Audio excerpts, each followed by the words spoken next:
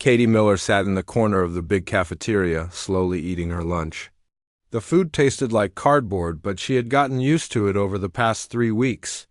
She kept her eyes on her tablet, reading about alien biology while she ate. The screen showed pictures of different alien body parts and how they worked. Around her, the cafeteria was full of noise. Students from 47 different worlds talked, laughed, and ate together. Some made clicking sounds with their mouths. Others sang in musical voices.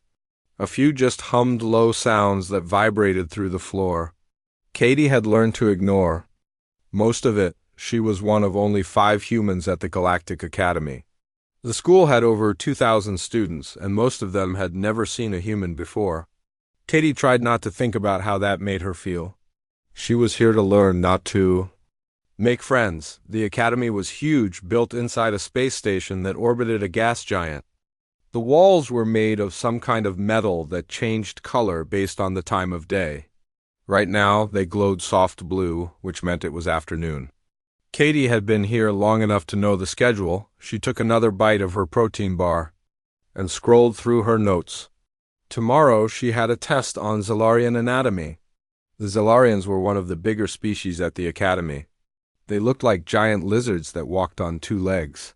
Most of them were 7 or 8 feet tall, with scales that reflected light like mirrors. Katie had been studying their bone structure for hours. Their necks were long and flexible, designed for when their ancestors walked on 4 legs. Even though they stood upright now, their necks still had the same basic design. It created some interesting weak points that Katie found fascinating from a scientific perspective. A shadow fell across her table. Katie looked up to see 3 Zellarian students standing nearby. They were all bigger than her, their scales catching the light from the ceiling. The one in front had bright red markings around his eyes, which meant he was probably from the warrior class on his home world. "Look what we have here," the red-marked one said. His voice had a hissing sound, like air escaping from a tire. "The little human sits alone again." Katie looked back down at her tablet. She had learned that ignoring bullies was usually the best strategy. These 3 had been making comments about humans for weeks, but they had never approached her directly. "Before, I am speaking to you, mammal," the Zellarian said, his voice getting louder. Other students started to notice. Conversations grew quiet as heads turned toward Katie's table. Katie took another bite of her protein bar and continued reading. The text on her screen explained how Zellarian muscles attached to their bones. It was actually quite interesting. Their muscle fibers were longer than human ones, which gave them more raw strength. But the trade-off was that they were slower to react. "Your species is pathetic," the Zellarian continued. "You crawled out of your gravity well only 50 years ago. Before that, you were nothing but animals fighting over scraps." Some of the other students moved closer, forming a loose circle around Katie's table. She could see them holding up their recording devices. Fights were entertainment here, just like anywhere else. Katie finally looked up from her tablet. The Zellarian's yellow eyes stared down at her, waiting for a reaction. His 2 friends flanked him on either side, their claws clicking against the metal floor. "Are you done?" Katie asked quietly. Her voice was calm, almost bored. The question seemed to surprise the Zellarian. Most species showed some kind of fear when confronted by his kind. Humans were supposed to be even more fragile than most. "Done?" he repeated. "I have barely started, little animal. Do you know what we call your kind where I come from?" "Food." Katie set down her protein bar and wiped her hands on her napkin. She looked around at the crowd that had gathered. Most of them seemed excited, like they were watching a show. A few looked worried, but none of them moved to help. "That's interesting," Katie said. "What do you call species that are too weak to catch their own food?" The insult hit home. The Zellarian's neck frills flared out, which Katie knew was a sign of extreme anger. She had read about it in her xenobiology textbook. "How dare you speak to me that way?" he growled. "I am Vexstar of the 7th Clan. My family has ruled our sector for 300 years. Katie nodded politely. "That's nice. I'm Katie Miller from Ohio. My dad sells insurance." A few students in the crowd made sounds that might have been laughter. Katie wasn't sure. Alien humor was still something she was learning about, Vexstar S. Claws scraped against the table as he leaned forward. You mock me, human. You mock the Zalarian Republic. This is not wise. Katie picked up her tablet again and scrolled through her notes. I'm not mocking anything. I'm just here to eat lunch and study. You're the one who came over here. You will show respect, Vexstar hissed. Your species exists only because the Council allows it. We could wipe you out tomorrow if we chose to. Katie looked up at him again. Her brown eyes were steady, showing no fear. Could you? That's an interesting theory. The crowd pressed closer. Some of them were recording everything, while others whispered to each other in their native languages. Katie could hear the excitement in their voices. Even if she couldn't understand the words, Vexstar's friends moved to flank Katie's table. She was now surrounded by 3 large predators, each one capable of tearing her apart with their bare claws. The smart thing to do would be to apologize and walk away. Instead, Katie calmly saved her notes and closed her tablet. She looked up at Vexstar with the same expression she might use when asking about the weather. You know, she said, I've been studying your species for my xenobiology class. You have some really interesting adaptations. Vexstar blinked clearly, confused by the change in topic. What are you talking about? Your bone structure, Katie explained. It's fascinating how your necks evolved. They're designed for quadrupedal movement, but you've adapted to bipedal locomotion. It creates some unique stress points. The Zalarian's confusion was obvious. He had expected fear, anger, or pleading. Academic discussion was not something he was prepared for. Your cervical vertebrae, Katie continued, they're much more flexible than human ones. That's an advantage in some situations, but it also creates vulnerabilities that a quadrupedal species wouldn't have. She took a sip of her water and looked around at the crowd. They were all listening now, fascinated by this strange human who discussed anatomy while being threatened. The thing about coming from Earth, Katie said, is that everything there is trying to kill everything else? We have predators that are bigger, stronger, and faster than us, but we're still here. Do you know why? Vexstar's mouth opened slightly, showing his sharp teeth. Because ... because the Council protects you? Katie shook her head. No, because we learned to think faster than they could move. We learned to find weak points. We learned to use tools and leverage instead of just relying on strength. She stood up slowly, still holding her tablet. Even standing, she was barely 5.5 feet tall. Vexstar towered over her, his massive frame casting a shadow across the table. The funny thing about being from a Deathworld, Katie said, her voice still calm and conversational, is that we don't really have a concept of natural superiority. Everything on Earth is dangerous. We're just really good at dealing with dangerous things. The crowd was completely silent now. Even the ambient noise of the cafeteria seemed muted. Katie looked up at Vexstar with mild interest, as if she was studying a particularly fascinating specimen. So, she said pleasantly, did you have a point to make, or are you just here to practice your intimidation techniques? Vexstar stared down at Katie for a long moment. His yellow eyes searched her face for any sign of fear, but found none. The human girl looked back at him with the same calm expression she had worn while eating lunch. It was like she was waiting for him to say something interesting. You think you are clever, human, Vexstar said finally. His voice was lower now, more dangerous. You think your words can protect you from superior beings? Katie tilted her head slightly. I don't think words can protect anyone from anything. I just think it's interesting how different species handle conflict. The crowd around them had grown larger. Students from all over the cafeteria were now watching the confrontation. Some held up recording devices, while others whispered to their friends. Katie could see excitement in their alien faces. They had never seen a human challenge so directly before. On my world, Vexstar continued, we settle disputes with action, not words. The strong take what they want from the weak. That is the natural order, Katie nodded thoughtfully. That's one way to look at it. But I've been reading about your world in my xenobiology class. Zelaria has a population of about 3 billion, right?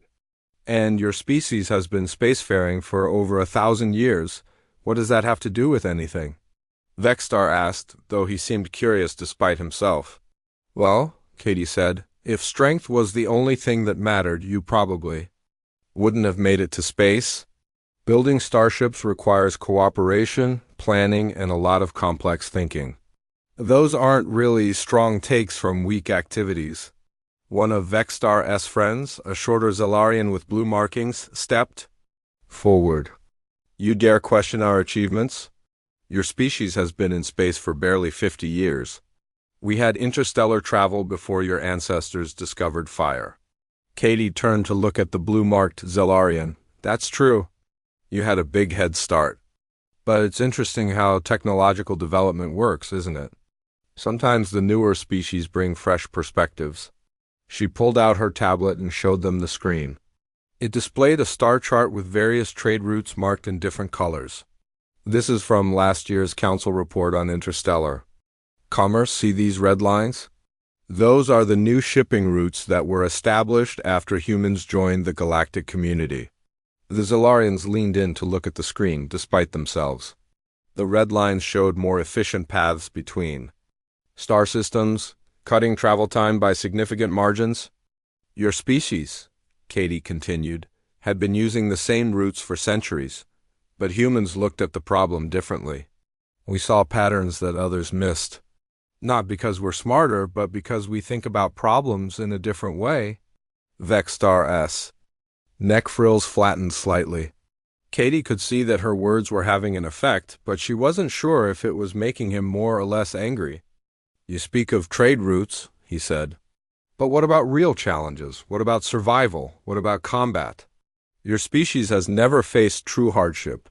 Katie almost laughed at that, but she kept her expression neutral. Never faced hardship? Have you ever studied Earth history? Why would I waste time learning about a primitive world? Vexstar replied. Because, Katie said, it might help you understand why humans approach things differently. Earth isn't like most worlds. It's what we call a Deathworld. Everything there is trying to kill everything else. She swiped through her tablet until she found a documentary about Earth's wildlife.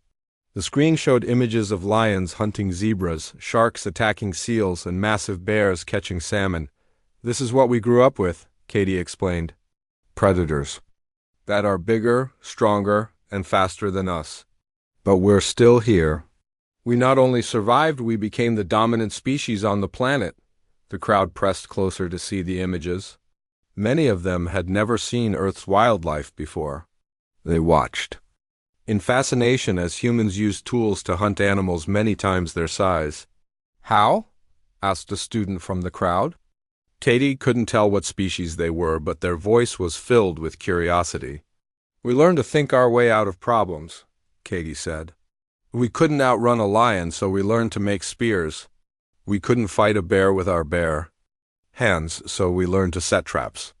We couldn't breathe underwater like sharks, so we learned to build boats. She scrolled through more images, showing human cities, factories, and spaceships. Every single thing you see here was built by creatures that are physically weaker than most of the animals on their own planet.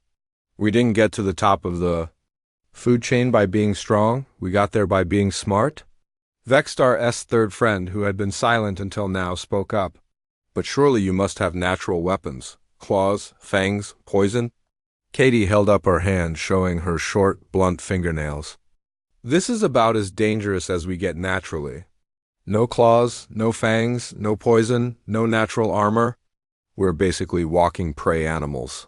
She could see the confusion on their faces. How could such a weak species have made it to space, let alone be accepted into the Galactic Council? The thing is, Katie continued, when you're prey, you learn to be very, very careful. You learn to watch everything, to notice small details, to plan ahead. You learn to find the weak points in anything that might hurt you. She looked directly at Vexstar. And you learn to do it quickly because hesitation means death. The large Zelarian's eyes narrowed. Are you threatening me, human?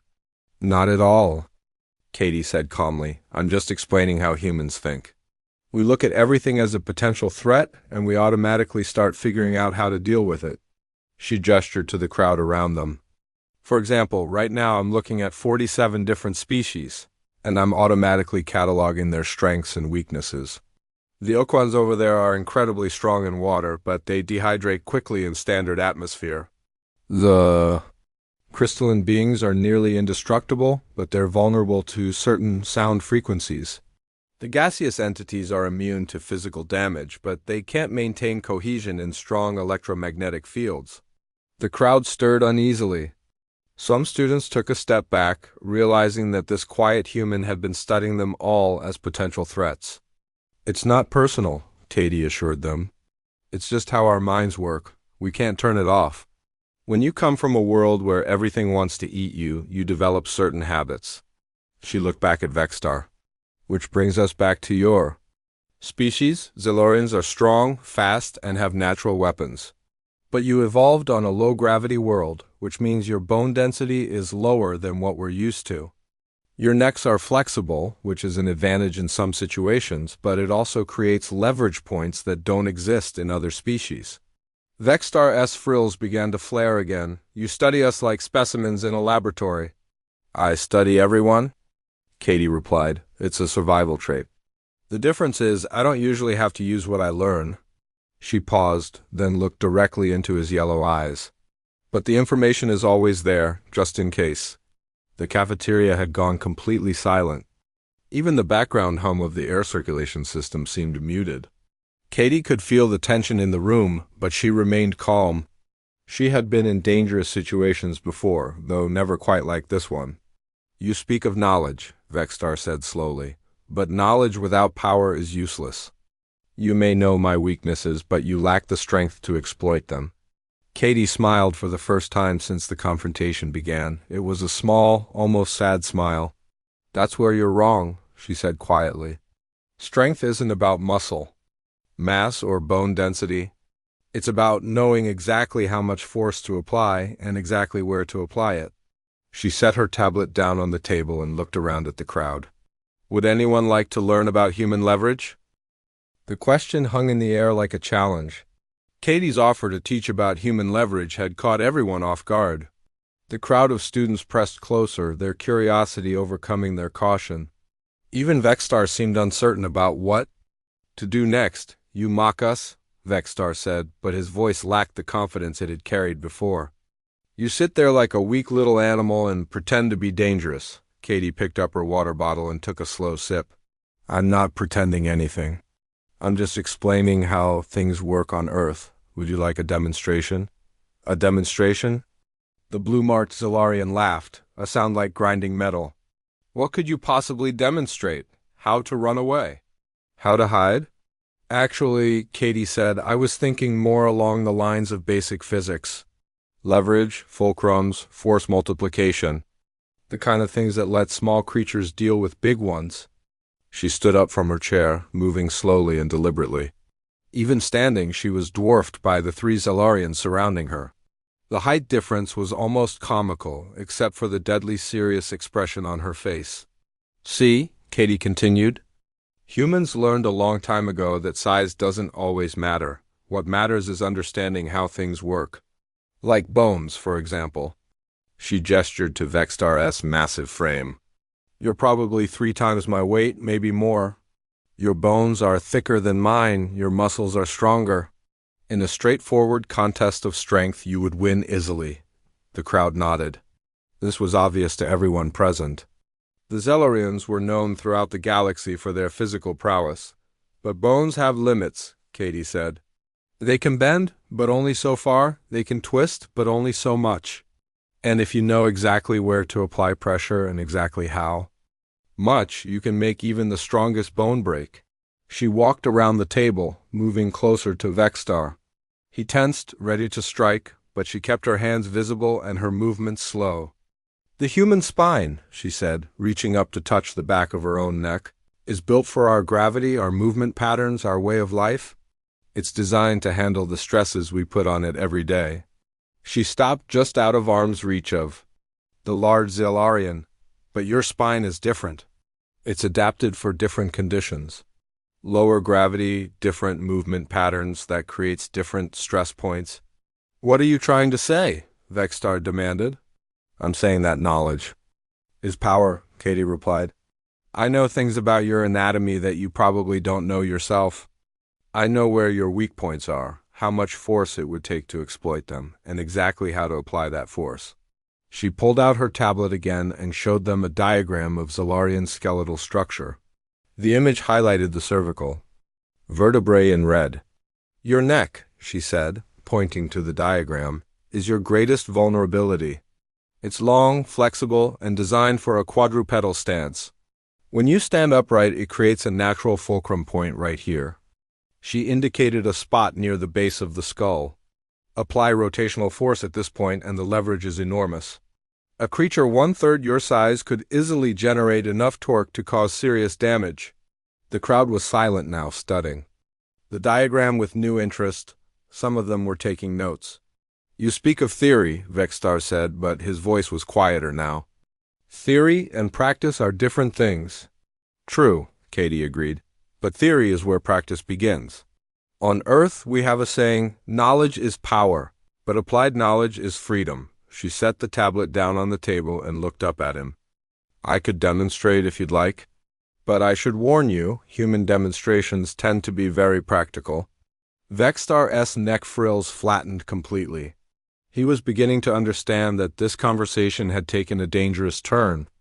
The small human was no longer just talking about anatomy. She was talking about application. You would not dare, he said, but there was uncertainty in his voice. Wouldn't I? Katie asked. You came over here to intimidate me. You called my species weak. You threatened to tear me apart. And now you're surprised that I might defend myself? She took a step closer. The thing about being from a death world is that we don't really have a concept of unfair fights. Everything on Earth is bigger, stronger, or more dangerous than us. We learn to survive by being smarter, not stronger. The blue-marked Zalarian moved to his friend's side.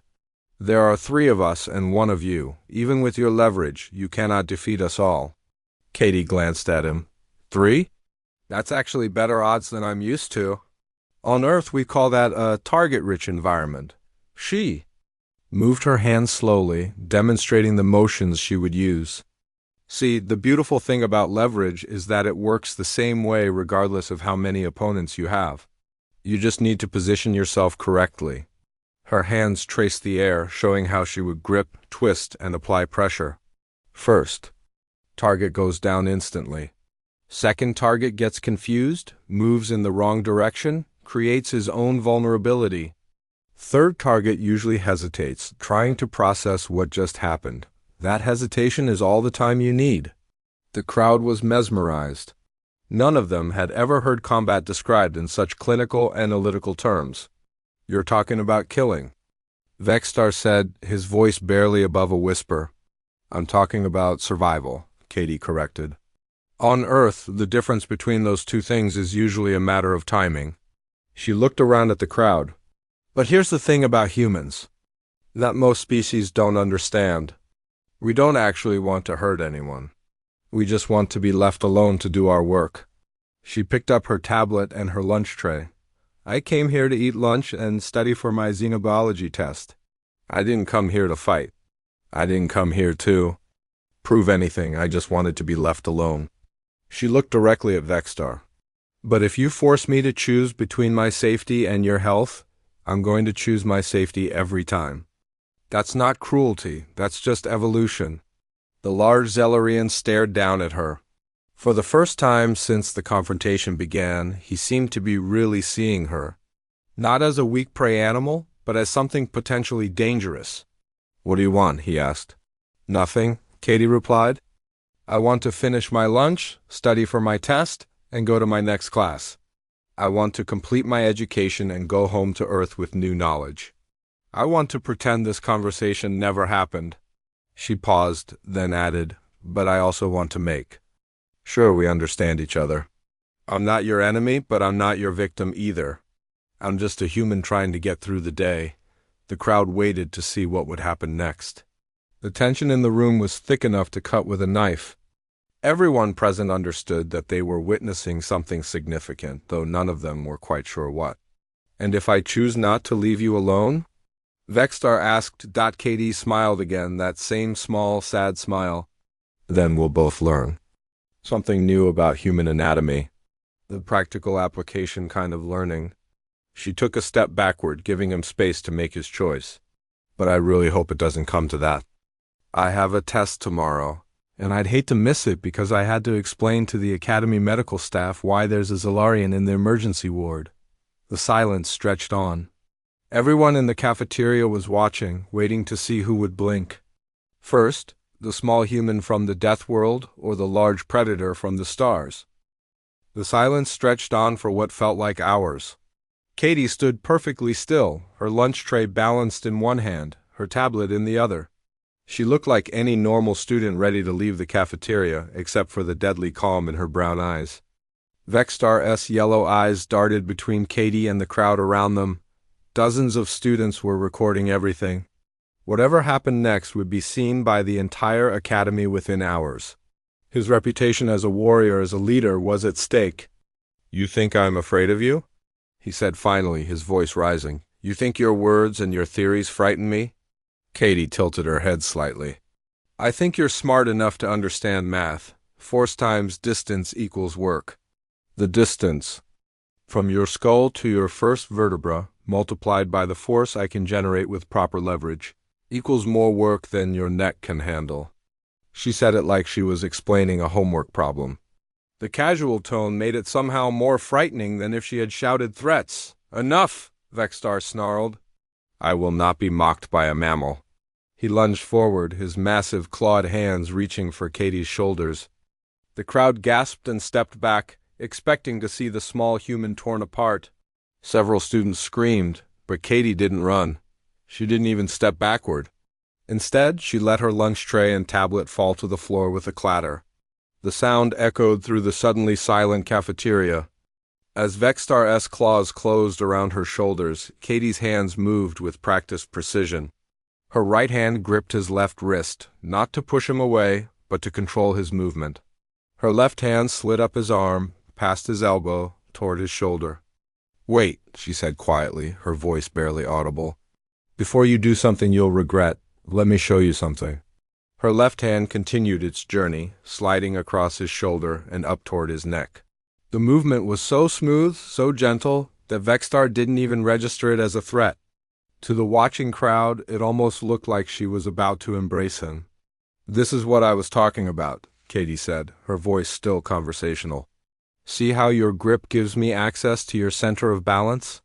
And how your forward momentum actually helps me control your movement?" Her left hand reached the base of his skull, her fingers positioning themselves with surgical precision. She wasn't gripping or squeezing, just resting her hand there like she was checking for a fever. "The beautiful thing about leverage," she continued, "is that it doesn't require strength. It just requires understanding.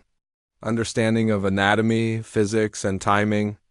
Vexstar suddenly realized the position he was in.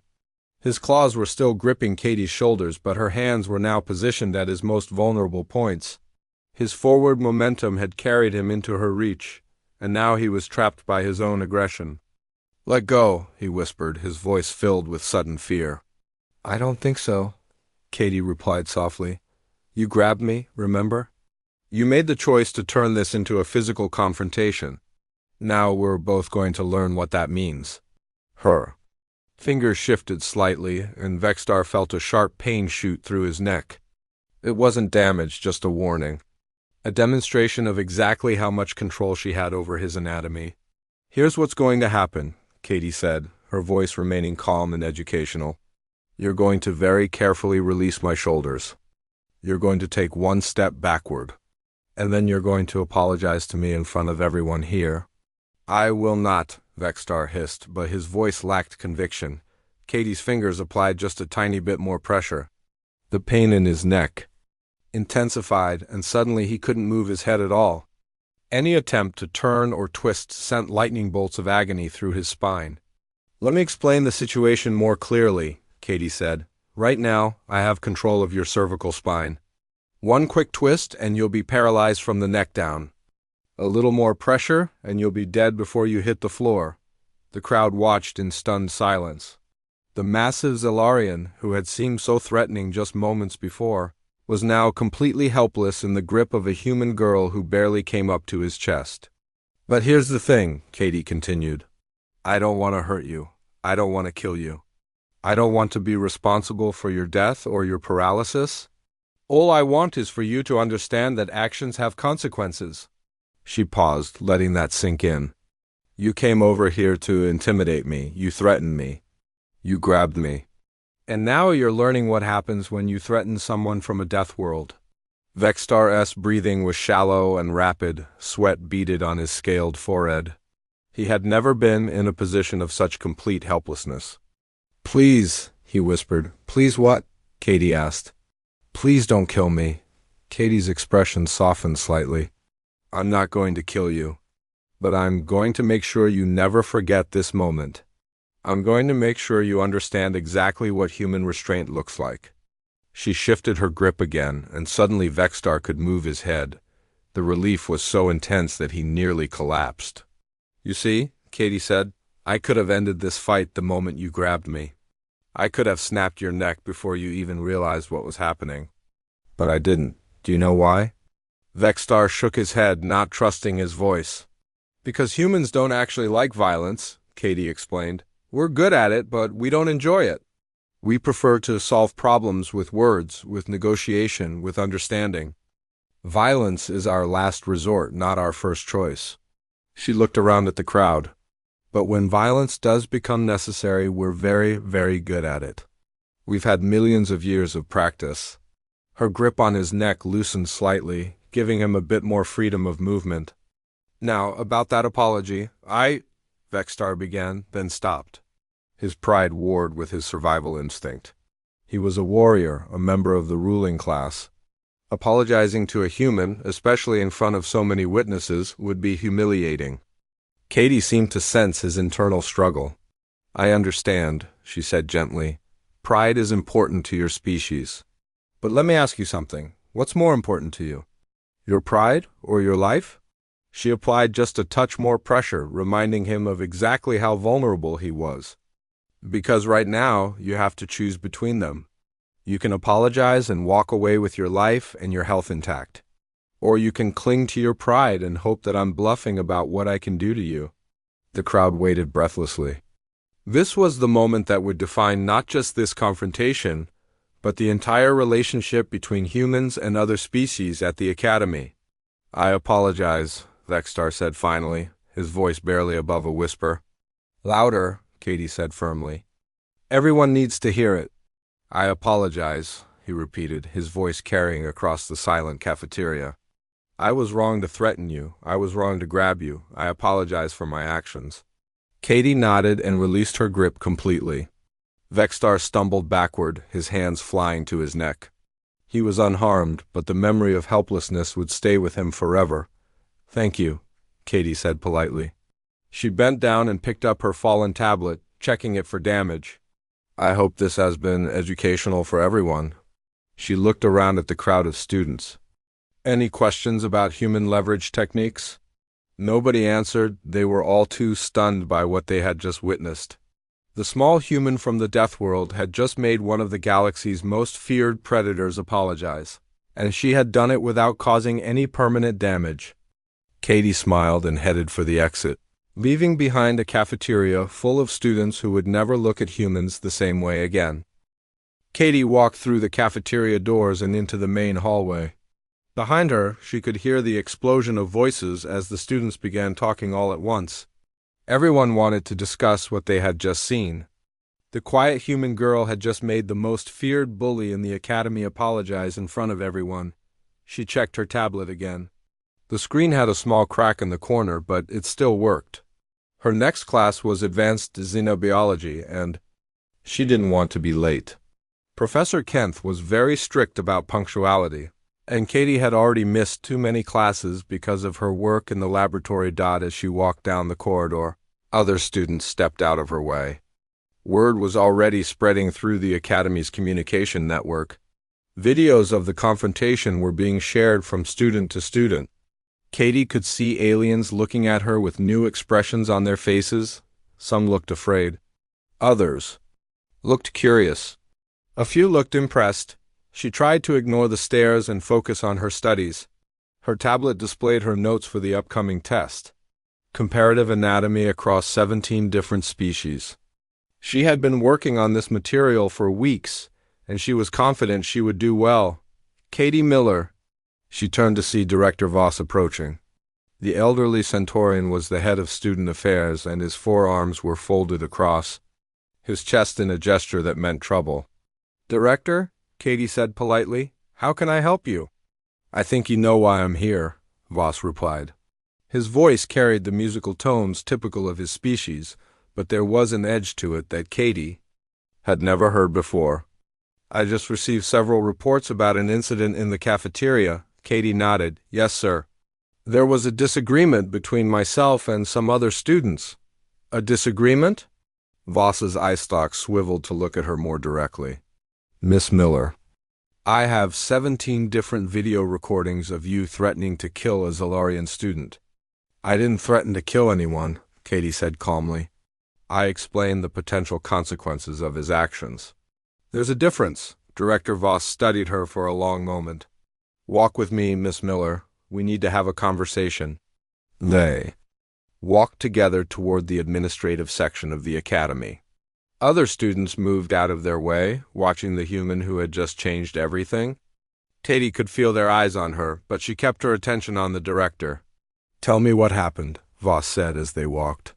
"Vexstar and his friends approached me while I was eating lunch," Katie explained. "They made several insulting comments about humans and about me personally.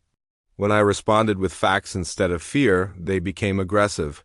And then Vexstar grabbed me," Katie said. "At that point, I defended myself using techniques I learned on Earth." Director Voss stopped walking. "Miss Miller, are you trained in combat?" "No, sir," Katie replied. "I'm trained in survival." On Earth, everyone learns basic self-defense techniques. It's necessary for living on a Deathworld. "I see," Voss resumed, walking. "And these techniques you used, are they taught to all human children?" Katie considered the question. "The basic principles are, most humans learn how to recognize threats, how to avoid dangerous situations, and how to defend themselves if avoidance isn't possible. We call it situational awareness." They reached the administrative offices. Director Voss led her into a conference room and closed the door. The room was designed for multi-species use, with different types of chairs and environmental controls for various atmospheric needs. "Miss Miller," Voss said, settling into his chair, "I need to understand something. How dangerous are humans?" The question caught Katie off guard. "I'm not sure I understand, sir." "Let me be more specific," Voss said. "Could you have killed Vexstar today?" Katie was quiet for a moment. "Yes, sir, very easily." "And the other students in the cafeteria, could you have hurt them as well?" "If I had needed to, yes. But I didn't need to." The situation was resolved peacefully. Director Voss leaned back in his chair. "Miss Miller, in my 40 years of running this academy, I have never seen anything like what happened today. A student from a supposedly primitive species completely dominated one of our most physically powerful students without causing any injury. Is that a problem, sir?" "I don't know," Voss admitted. "That's what I'm trying to figure out.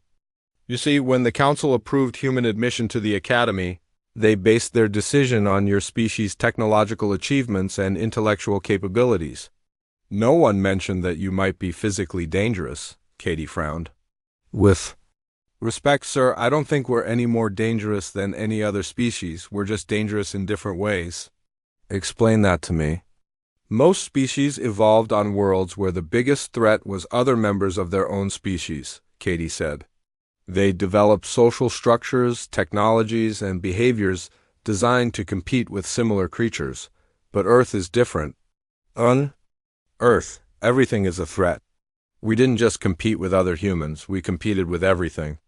She pulled up a file on her tablet and showed him pictures of Earth's wildlife. "We shared our world with creatures that could kill us in dozens."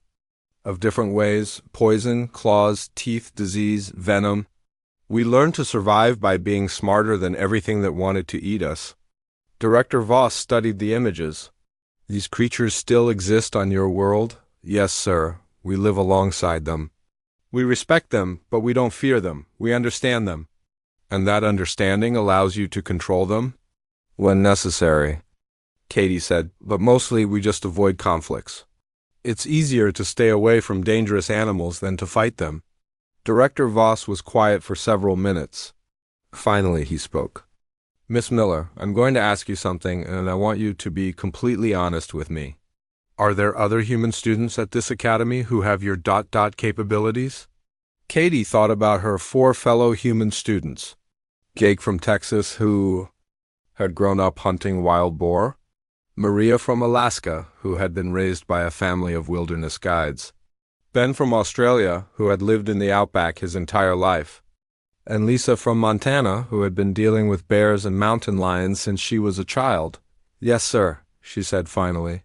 All of us, all of you, Voss repeated slowly. Director, you have to understand something. The humans who were selected for this program weren't chosen randomly. We were chosen because we had the skills and temperament to succeed in a multi-species environment. That means we're all people who are comfortable with danger, who can think clearly under pressure, and who can adapt to new situations quickly. In other words, you're all potentially dangerous. Katie shook her head. No, sir, we're all potentially protective. There's a difference. We don't look for fights, but we're prepared to defend ourselves if necessary. Director Voss stood up and walked to the window.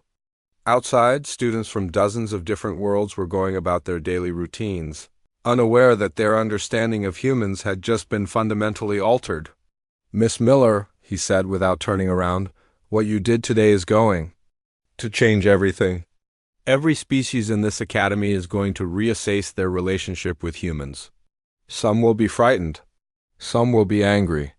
Some will be curious. I understand, sir. Do you? Voss turned to face her. Because I'm not sure I do. I'm not sure any of us do. He walked back to his desk and sat down. I'm going to file a report with the council about today's incident. I'm going to recommend that they conduct a full review of human admission policies. Katie felt a chill run down her spine. Are you going to recommend that humans be removed from the academy? I don't know, Voss said honestly. What I do know is that the galaxy isn't ready for humans. We thought we were, but we were wrong.